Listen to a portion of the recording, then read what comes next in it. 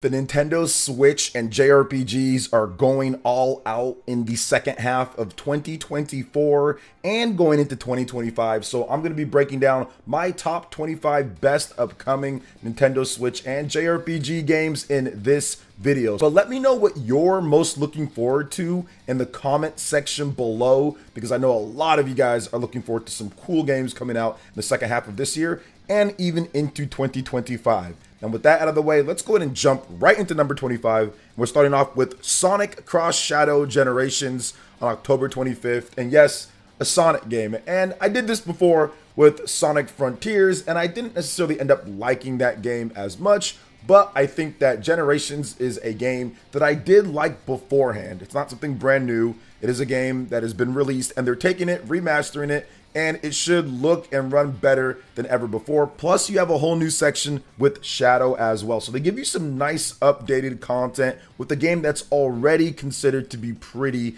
good. So Sonic Cross Shadow Generations comes in at number 25. In at number 24, X Nordics. This is a game that we've all been waiting for here in the West for a year plus now, or going on a year. And it seems like it's finally going to make its debut on PlayStation, Nintendo Switch, and PC this year. By the end of the year, X Nordics has already been played by many gamers out there, and it looks really good. Yes, the graphics are not necessarily the best, but the combat in particular looks like it's some of the best combat in the E series as an action RPG. I think the story and the ship combat that they have in there also looks pretty cool. And I'm looking forward to just being able to play another Ys game and enjoy it. The last Ys game that I played with Ys 9, I didn't like that as much. I did like Ys 8, but Ys 9 wasn't my favorite. So I'm looking forward to getting back to that Ys 8 Lacrimosa of Dana feel with the combat, but then also doing something a bit different because they have the dual combat plus the ship stuff. So I think it's going to be pretty cool when it drops sometime in 2024 here in the West.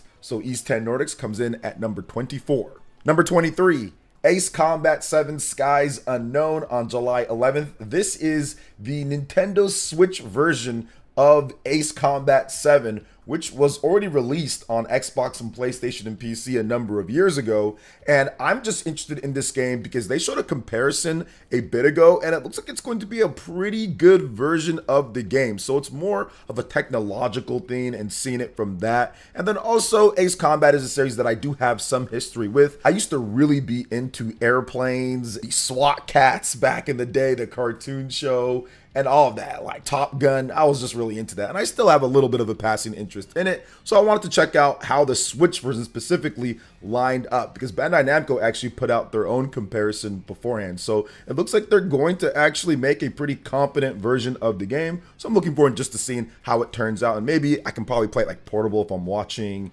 sports or something like that. So Ace Combat 7 Skies Unknown makes it number 23 on my list. Next up at number 22 is One Piece Odyssey Deluxe Edition on July 26th, and this is made by Ilka, I-L-C-A, I'm not exactly sure how to say it. They also made Pokemon Brilliant Diamond Shining Pearl, they made Sandland. This is the game that they made originally on the Xbox and PlayStation. And I'm not 100% sure who was making the Switch version of it, but I want to see how it compares. Now, Bandai Namco's Switch versions of games usually come out a year or 2 years plus later, but they do generally a good job considering the Nintendo Switch hardware. This is another one of those games where I just want to see how it turns out as a turn-based RPG, and it's kind of like an old school turn-based RPG. I'm not a huge One Piece fan, but I do love JRPGs and turn-based ones, be it that. So the fact that they're bringing this over to the Nintendo Switch, I want to be able to play it portable, because I did play the demo on Xbox and felt that it was pretty good despite me not knowing much about One Piece. But I'm definitely going to check out the Netflix series before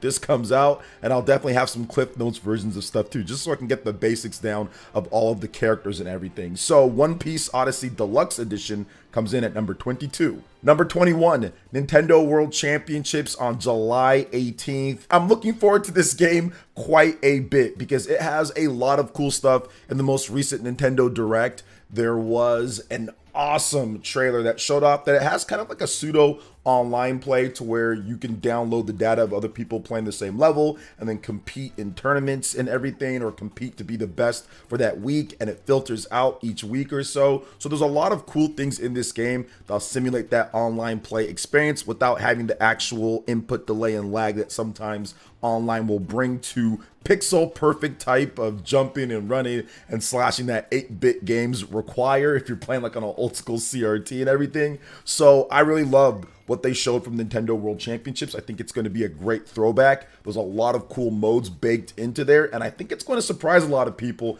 when it does come out with some of its depth and how addictive that it can be. So Nintendo World Championships comes in at number 21 on the list. If you're enjoying this video, please make sure you hit that like button, subscribe if you haven't done so already, and click that notification bell to get my videos first. And let's go ahead and jump right back into the list here. At number 20, we have Donkey Kong Country Returns HD on January 16th of 2025. Now, this game is a little bit further out, but we're already halfway through plus past 2024. We're heading into July as of the time that I'm recording this video soon here. So I'm looking forward to this game. It's going to be January. So yeah, it's coming up, and Donkey Kong Country Returns is one of my favorite Wii games, but the game has one issue, one big issue, and that was the forced motion controls. They did not allow you to use the classic controller, which was a shame because this is a classic franchise from the Super Nintendo. So I don't know why they allowed that.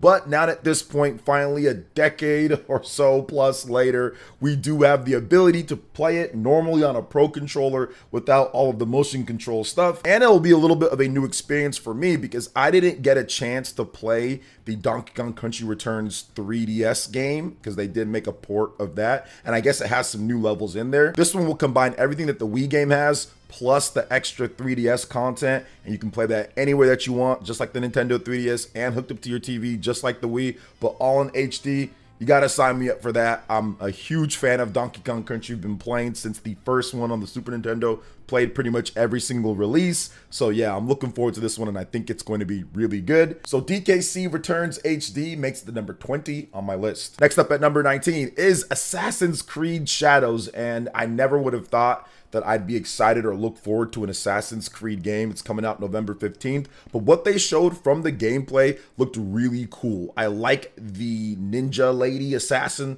She's pretty cool. She has a lot of great tools in her toolkit. I think it's going to be a ton of fun. The combat looks visceral, and it looks like they've actually made a good faith effort to improve the Assassin's Creed formula. Yes, it's going to have a huge open world and everything, but it looks like it's going to be more drawn out. It's going to be more detailed. It's not just going to be go here and do 5,100 hours of meaningless content to grind away to earn things. And yes, I get some of the pricing for like the special editions and stuff like that, and what you get is a bit junk, but at the same time, I think that the actual gameplay itself, from what they showed, it looks pretty good. So I'm looking forward to trying out Assassin's Creed Shadows, enough to where it made it to number 19 on my list. Next up at number 18 is Reynatis on September 27th. There is a Japanese demo that you can go play if you have a Japanese account on the Nintendo Switch. It might be on PlayStation as well. But yeah, this game is looking really cool. It's definitely more of a AA type of RPG,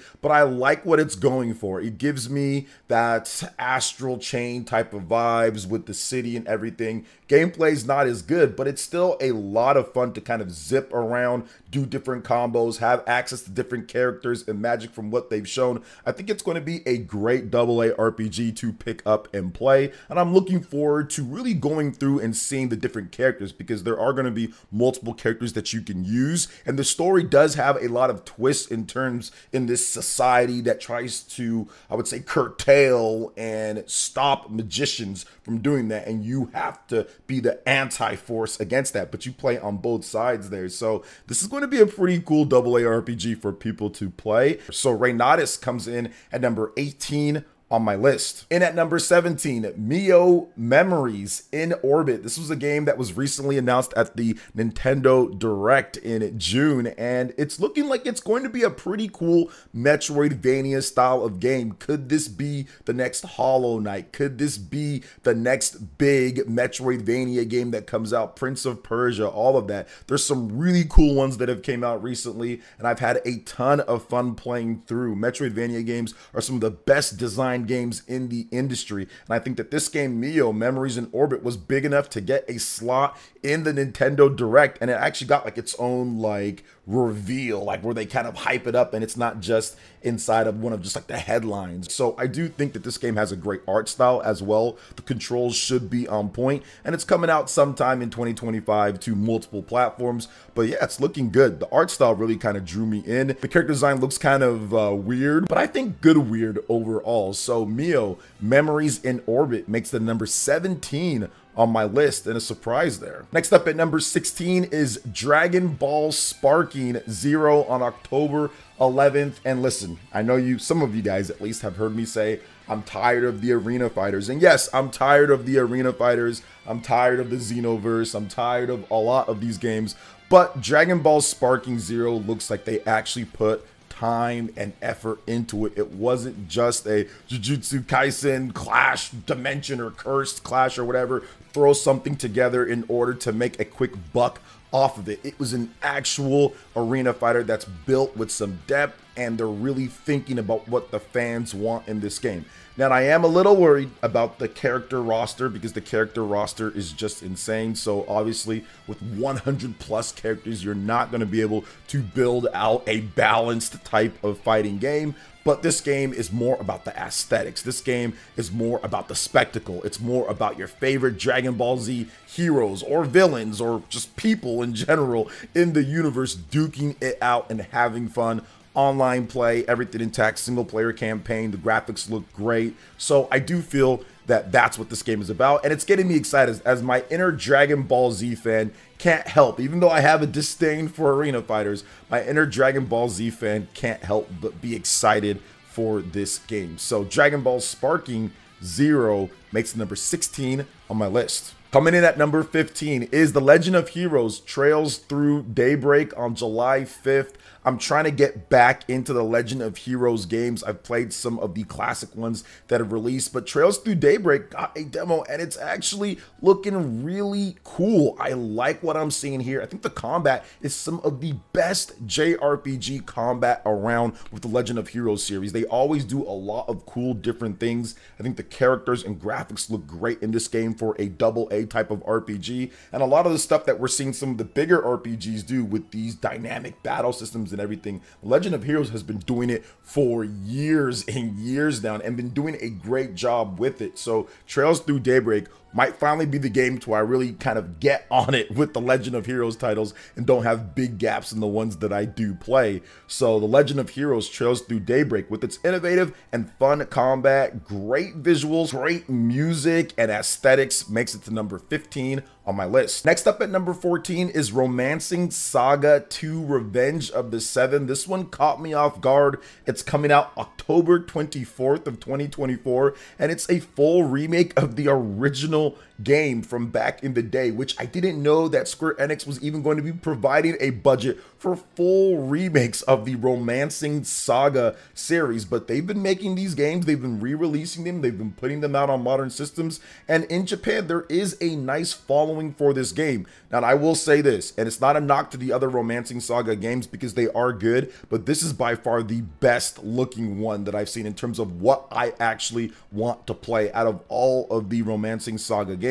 Even like the Saga Emerald Beyond didn't look as cool as this game, Revenge of the Seven. And another thing about this is that there's 30 individual character classes. It's more of a traditional RPG in terms of what you get, and I like the overall aesthetics of it. It almost reminds me of the remake of Trials of Mana, that nice AA style remake. Not too much, not too little, looks appealing enough, has some really fun classes and what you can do. So I'm looking forward to checking this one out when it comes out later this year. So it makes it to number 14 on my list. Coming in at number 13 is Dragon Quest 1 and 2 HD 2D remake in 2025. And Dragon Quest, this is a classic series that I've always felt was good. I just didn't necessarily like the music overall, even though there's some bangers in there. But having an HD 2D remake of Erdrick's trilogy, which we are going to get to the other one, don't worry guys, but this one's up first, and I'm not as excited because obviously it's 2025. But yeah, Dragon Quest 1 and 2 should be really good. Based off of what we saw with with the third one and the HD 2D engine and what we've seen from Square Enix just overall with the HD 2D games, yeah, Dragon Quest 1 and 2 HD 2D Remake is probably going to be awesome. And I never really went back and played those games too much. I've played them. They released on the Nintendo Switch physical, which I purchased, and I've definitely played them. But I really can go through and experience the games now in a whole new light with this HD 2D Remake. So this is what I want to see from a lot of these classic games. If you can bring them back and bring it in a way that's really exciting, I think that's going to get the fans even more hyped to play the games as well. So Dragon Quest 1 and 2 HD 2D Remake makes it to number 13 on my list. Next up at number 12 is Super Mario Party Jamboree on October 17th, and the name just gets me. It got in my top 25 just based off of the name alone, Jamboree.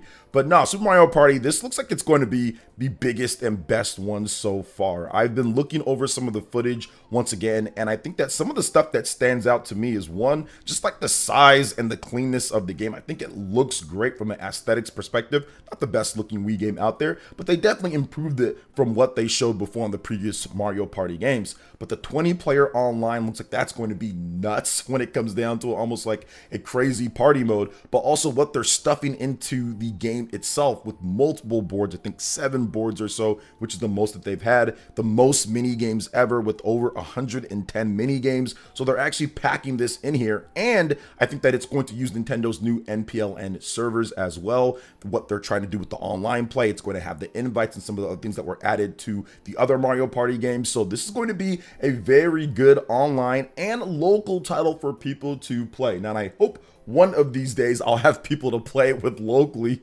as the kid grows up. But I think it's going to be super cool to get a brand new Super Mario Party game. And remember, Super Mario Party on the Nintendo Switch has sold 20 million copies. 20 million copies. So I guess if you're wondering why they don't just make a bunch of DLC and continue supporting it that way, is because I think they get to work on the next game right away and say, hey, we can just do this instead. And I think that that might have been a good idea, because this game seems like it's packed and it took them quite some time to probably make it. So it makes sense to me. The mini games look cool from what they've shown as well. So not the biggest Mario Party fan, but Super Mario Party Jamboree definitely looks like it's going to get me more into the franchise than ever before. Next up at number 11 is Fantasian Neo Dimension. It's coming out fall 2024 or winter-ish. But yeah, it's looking really cool. And I love that they're finally bringing these Apple Arcade games out from Apple jail and into the hands of consumers who are actually going to play them.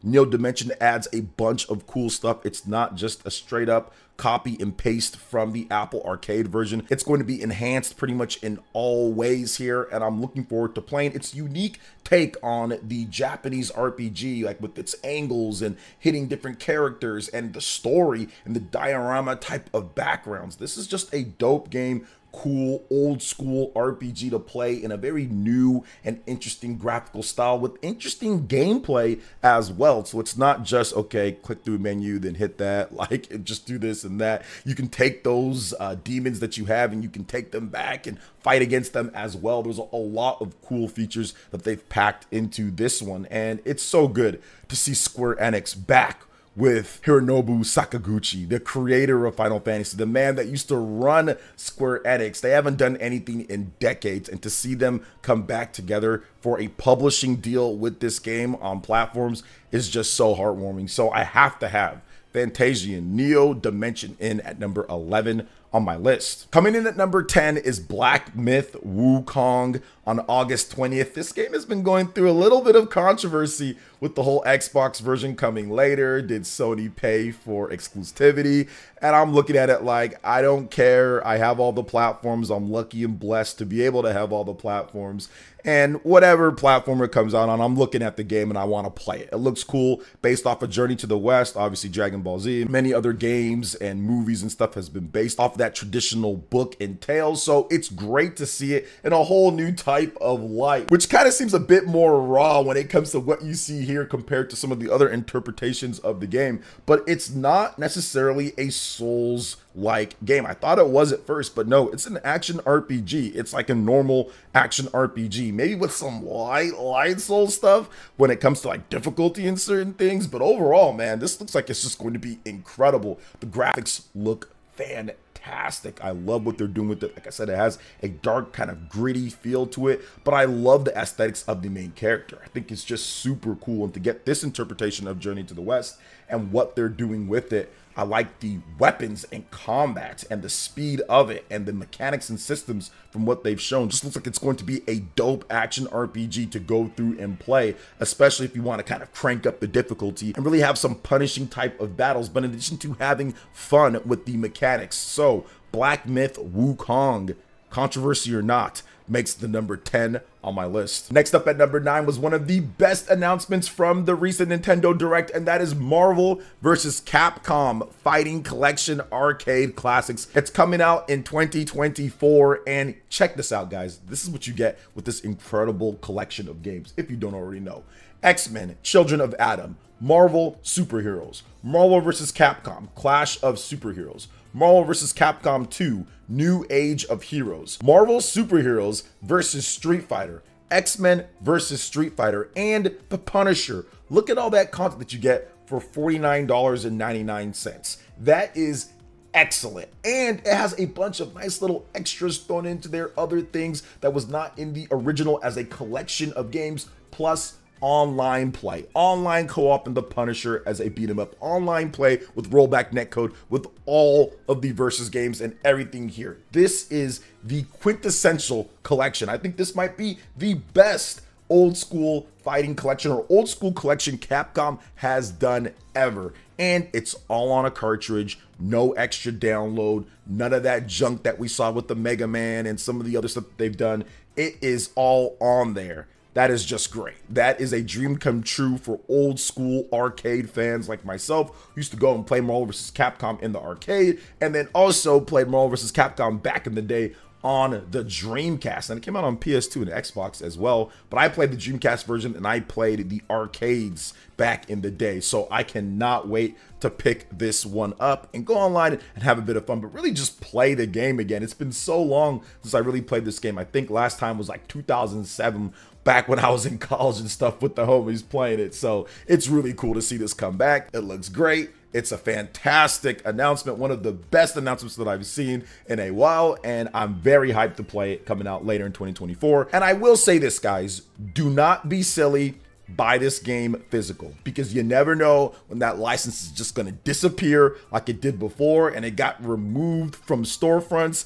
Do not trust digital copies of it. You don't know if you're going to be able to transfer it over to the next system or not. But if you have a physical copy complete on cartridge, like the Nintendo Switch version, like the PlayStation 4 version, you will be able to have it and not have to worry about that. So me, I'm buying it on PS4 and on Nintendo Switch. I'm getting both of them, and I'll probably buy a digital version too, just so I don't have to open the other ones. But still, for me, it's about making sure that I secure that. So keep that in mind. Marvel vs. Capcom Fighting Collection Arcade Classics makes it to number 9 on my list. Next up at number 8 is The Legend of Zelda Echoes of Wisdom on September 26th. I am not the biggest puzzle type of Zelda fan, but we have to give this game props and credit for what it's doing. We've got Princess Zelda for the first time ever, starring in her own adventure, in her own game, in a full-length Zelda game with the Link's Awakening type of engine and graphics. I love what they're doing here, and what they've done with the combat, or what they've done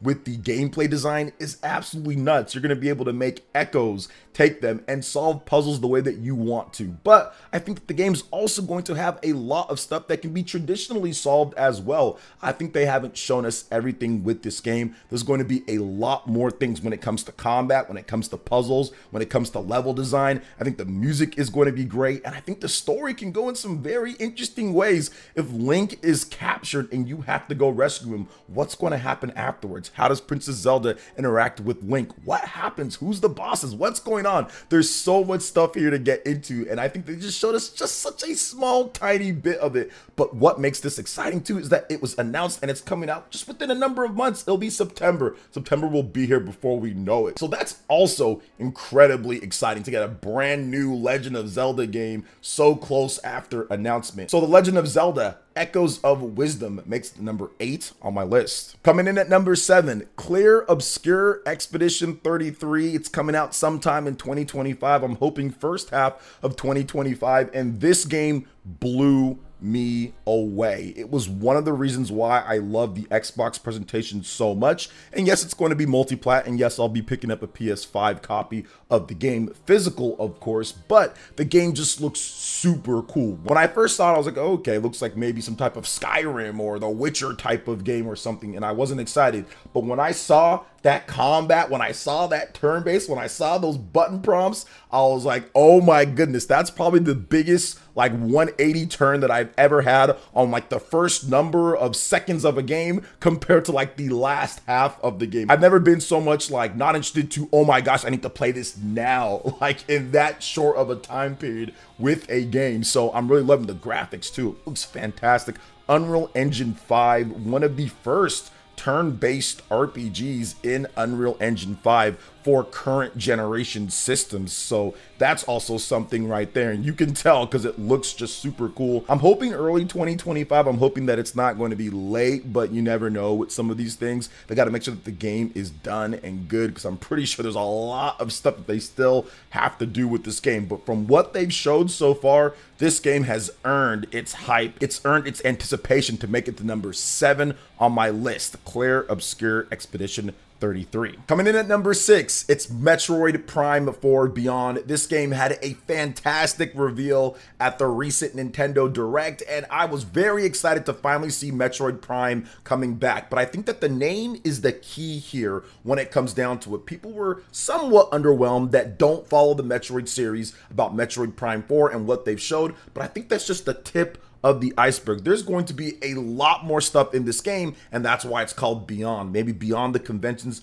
of what we've seen with Metroid Prime, beyond what the planets of what they've shown, beyond what's even possible for what anybody would think Samus can be able to do in one of the Prime games. And I've always been a fan of the Prime series. Love the 2D Metroid games more overall, but Prime, especially Metroid Prime 1 and Metroid Prime 3, are some of my favorite gaming experiences out there. So the experience and what Metroid Prime 4 is going to bring to the table in 2025 is going to be incredible. I already have a lot of confidence, but even from what they've shown at the trailer, I think that it was pretty cool. I did a little comparison in a video that I did showing that they did kind of zoom things out a little bit with her gun. You can see a little bit more of it. It's not as zoomed in, so people like myself that have some issues playing first-person shooter games because of nausea can be helped out a bit. But bringing back Silex, great move as well. A person from Metroid Prime Hunters, the Nintendo DS title that had great online play for what it was back in the day. So Metroid Prime 4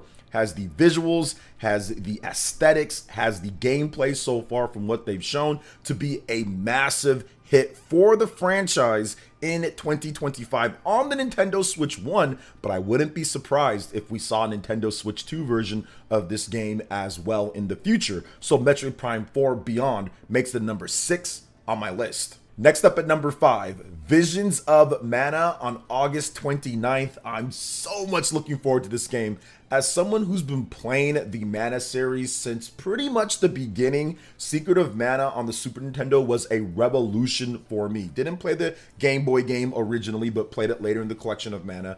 But Secret of Mana was so instrumental for my lifelong love of RPGs, and it was one of the coolest games that I'd ever played. So I've been following and playing the Mana games since then. However, Visions of Mana is the first time that I can say in a very long time where Square Enix is taking a brand new Mana game very seriously. There were some busts and some flops back in the PS2 days and the DS days, but this is the first time that they're actually investing a lot more into it for a brand new title. They did do Trials of Mana, but that is a remake of Seiken Densetsu 3 or Secret of Mana 3. This is a brand new game that looks beautiful, has lush visuals, lush environments, gorgeous stuff that we're seeing so far. But combat-wise, it looks like it's going to be a really cool game. The host of cool classes to play as. Looks like the story is going to be very nice as well. And we're going to be getting it fairly soon here on August 29th. So it's kind of lining up to be a great AA type of RPG. Pretty much right there, maybe even AAA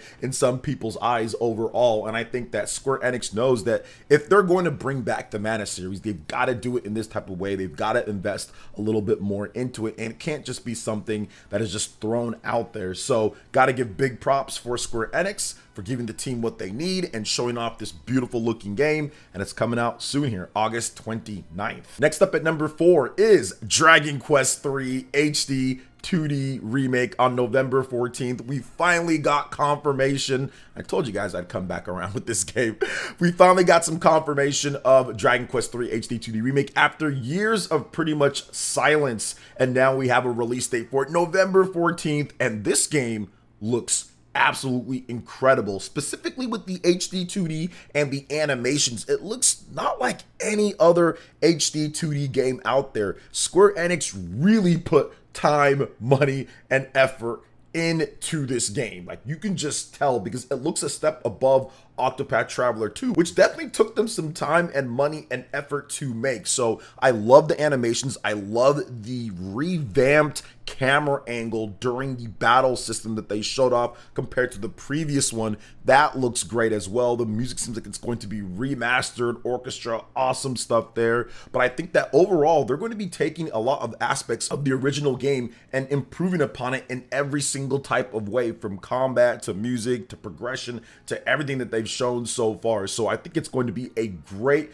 remake of a game that's already a classic and good to play if you have the Nintendo Switch version, but this is going to be the ultimate version of Dragon Quest III with this HD 2D, so I love it so much. November 14th, and that's why Dragon Quest III HD 2D remake makes it a number 4 on my list. Coming in at number 3, Deca Police in maybe 2024. Well, we gotta wait and see. Level 5 still has a Vision event planned for this summer, so we haven't quite seen it yet as of the time that I'm recording this video, but based off of the delays for this game and the delay for the Level 5 Vision event, I think Deca Police is going to be an incredible experience when they finally get this game out and get a release date. Now, there's been some things saying that it's going to be 2025, but pretty much everything that I saw so far is still saying that it's 2024, and I think that they're waiting to announce the release date at the Level 5 Vision event since it missed the Nintendo Direct. And obviously, there's not going to be like a PlayStation Showcase and it wasn't in the state of play.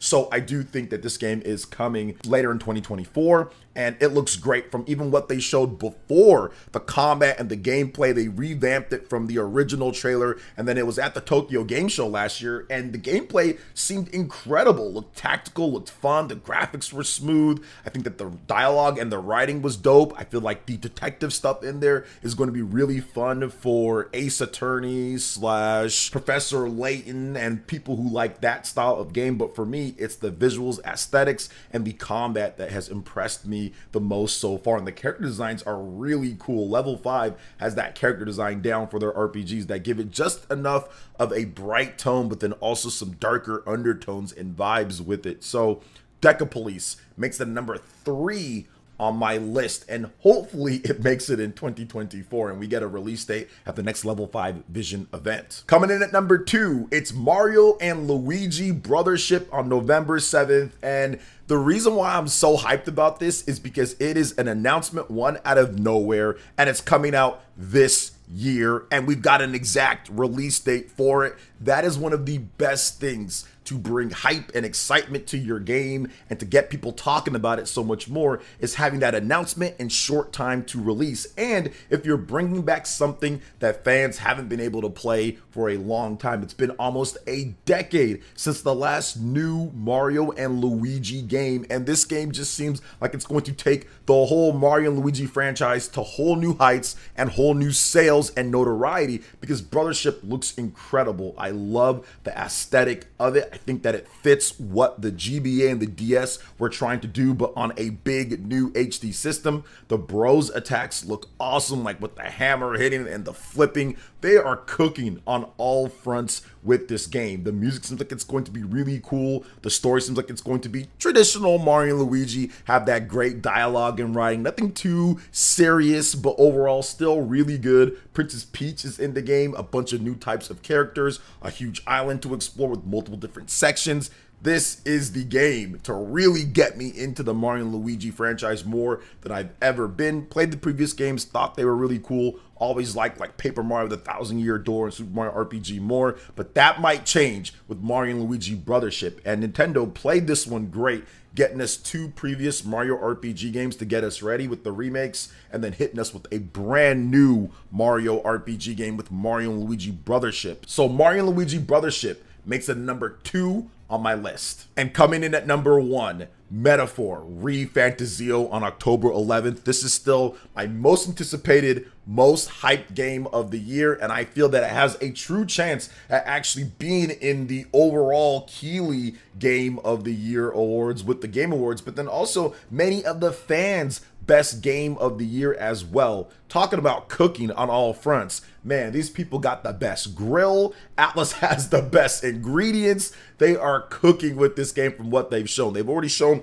multiple different gameplay elements with it, with the archetypes, being able to change different classes, having a ton of them to use, and also having a very cool battle system that shifts from action RPG to turn-based RPG based on the level of the enemy, based on your own power and what you want to do, preemptive attacking. There's so many different things this game does, from side quests, optional dungeons, big bosses. It's going to have it all, and it's got a great theme in terms of maybe a dual world, a separate alternate from what we see as normal as humans and what other people might see as something completely different.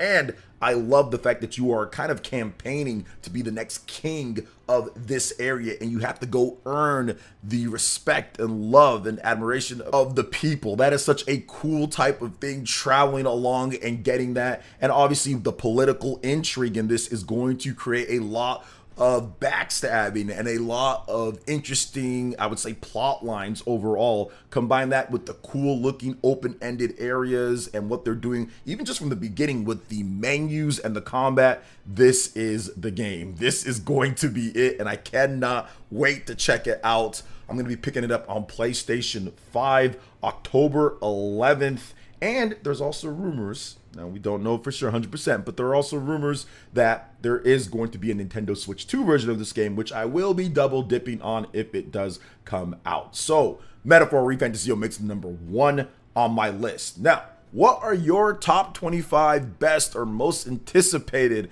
upcoming Nintendo Switch JRPG games, or just games in general? Let me know in the comment section below. All right, guys, that wraps it up for this video here. Thank you so much for watching. I do appreciate it. Please make sure you hit that like button, subscribe if you're someone new, click that notification bell, and check out my other Nintendo Switch and RPG videos right here on screen. Thanks for watching, and we'll catch you guys for the next one. Peace.